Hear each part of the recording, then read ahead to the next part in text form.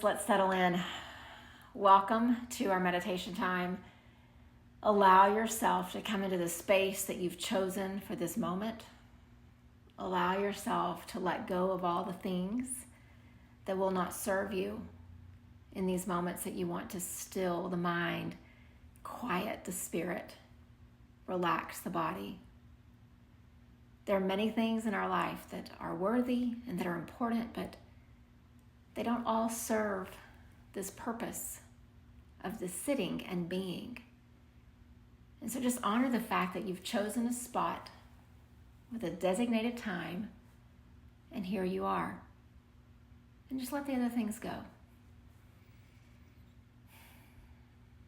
And as you begin to settle, getting a little more comfortable, adjusting or giving yourself permission to adjust as you need to, let's begin to breathe together. So just take a slow, deep breath in, and then just sigh it out. And a slow, deep breath in, and sigh it out. One more together, breathing in. And then as you exhale, let it go. And then I would encourage you to continue with a rhythm of breath that feels right, that is the rhythm that you need in these moments. Pay attention to your breath.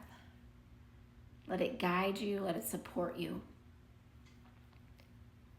Let it allow you to stay focused on this present moment. We know the breath does not occur in the past, it does not occur in the future. So if our focus can stay on the breath, we will stay in this moment. And as we've settled and we're on this journey for these few minutes together,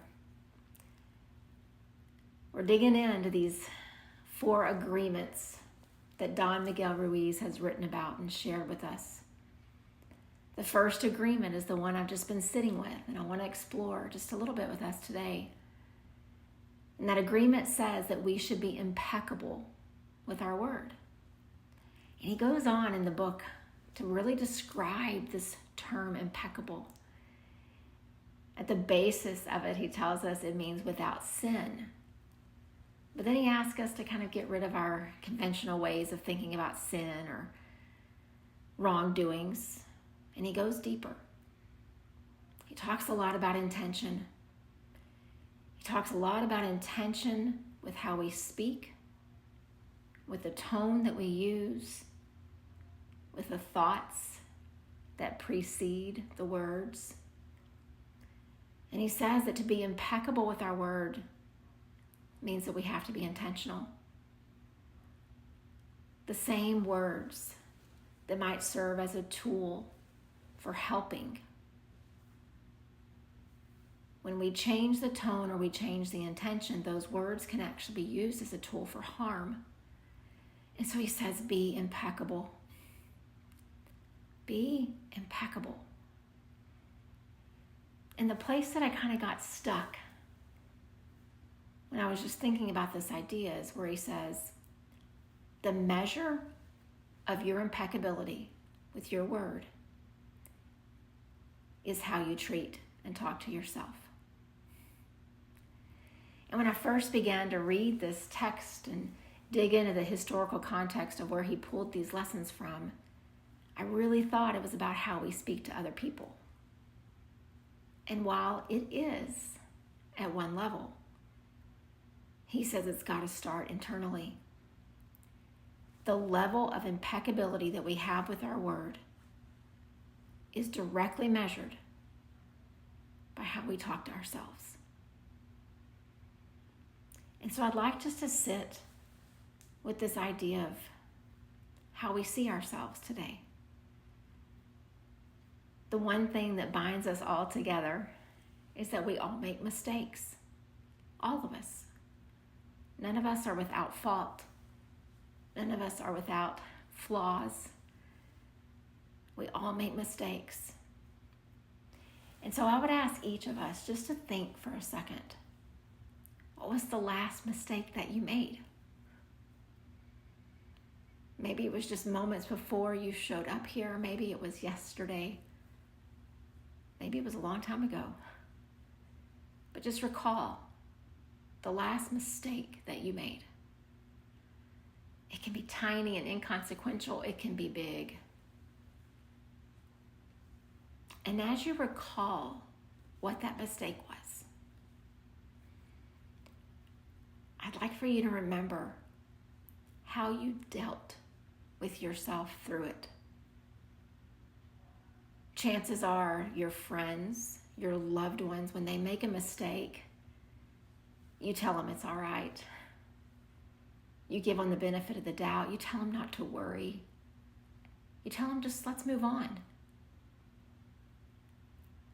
But I wonder if that's how we treat ourselves when we inevitably make these mistakes. And so just kind of replay the tape in your head of that last mistake and think, how did I treat myself? How many times did I keep just bringing it up in my head and just ruminating over it? Did I verbally say things to myself? Did I look in the mirror with discontentment and frustration? Did I punish myself? How do you treat yourself when you mess up? Because Don Miguel Ruiz tells us that the impeccability of our word is measured proportionately to how we treat ourselves and how we talk to ourselves. But he wasn't saying how we treat ourselves in the good moments, in the times that we're doing well. He says we got to dig deeper. Inevitably, as humans, we will make mistakes. How do you treat yourself when you do?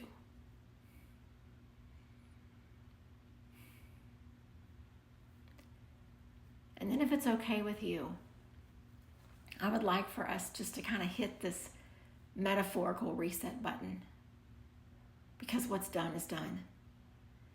We're not going to serve penance for these mistakes. We're not going to keep beating ourselves up. Let it be done. Like you've pressed a button and hit reset and said, you know what, I'm going to try this again.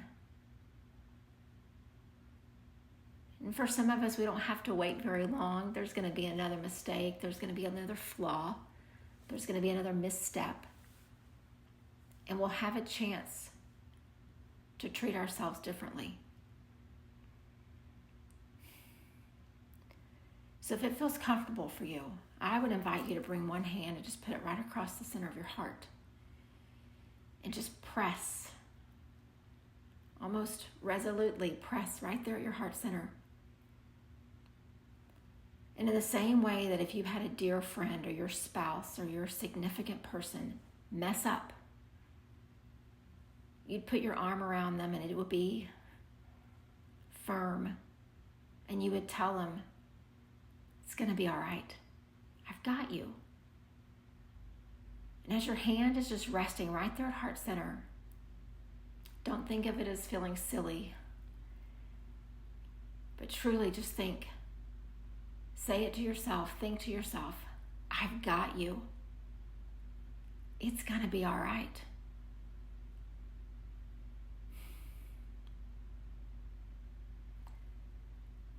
Now, doing this for ourselves does not mean that there won't be potential consequences or repercussions or impact of these mistakes that we make. But that's not what this is about. This is about how we treat ourselves in those moments when we're not our best. When we're tired, our mind is not clear, we're frustrated, we're overworked, we're multitasking, and we mess up. And that hand on your heart is the symbol that when those times come, because they will come, you've got to tell yourself that you've got you and that it's going to be all right. So you can just allow your hand to come to rest.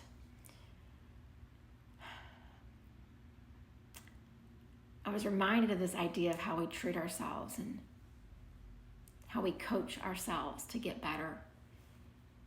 I was watching an episode of a series that my husband and I watch, and there was this young resident doctor, and she was in her first surgery with the star who seems like he can never do wrong, and she was nervous. And she faltered for a second, and she didn't move quite as fast as maybe he thought that she should, and she messed up. No one was hurt. Nothing bad happened, but she messed up. And the way that he talked to her tore her down, word by word. And later on in that episode, when she got a little bit of her gumption back, she walked up to this successful attending surgeon and she said, "Look, I'm gonna mess up. But you talking to me like that is not gonna make me do better the next time. I need you to tell me what not to do. I need you to show me, and then I need you to support me through it." And that big, little bit arrogant attending surgeon softened in his face and he said, "You are exactly right. You'll never learn otherwise if you operate from a place of fear. Like the next step, you know you're going to mess up." And as I watched that episode, I thought about this agreement that Don Miguel writes about and thought, if we come at ourselves with those same kinds of words and tones, we're not going to grow.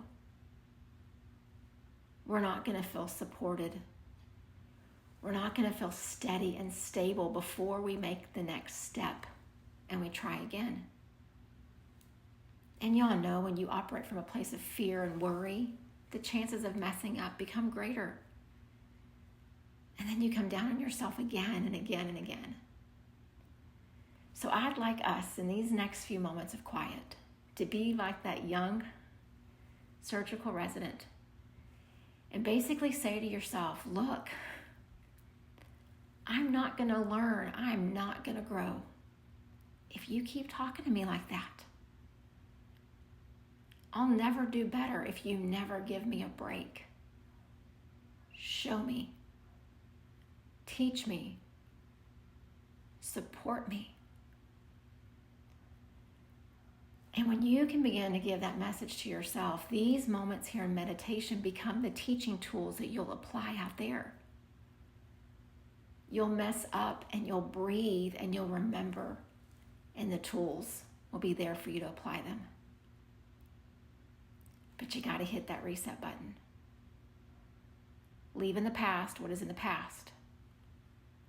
And let's start fresh now. Continuing to breathe. It's just you. It's just you with you. Find a different pathway. Find a different way of talking to yourself.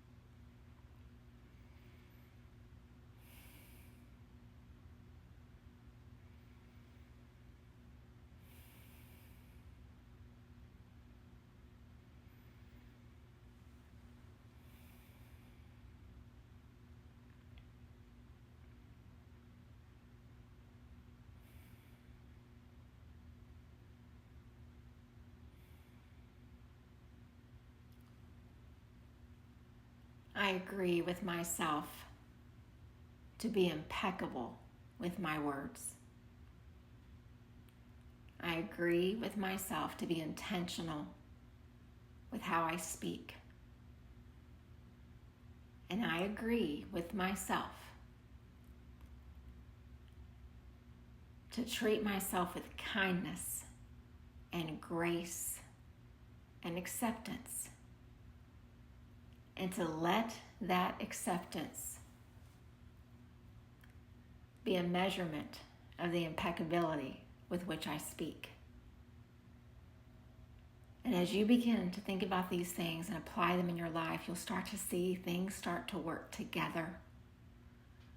I talk to myself differently, and then my words to others sound different as well. I support myself. I give myself a break.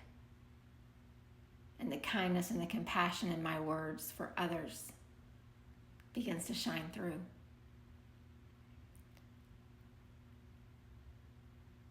Let's be impeccable with our words. And let's let it start with how we speak to us. Speak from a place of understanding the value that you have, but also from a place of grace and forgiveness, knowing the next mistake is just around the corner. Be ready with support, with teaching, with guidance, with kindness. And then you'll begin to see it shine through the words that you say to everyone else as well. Namaste.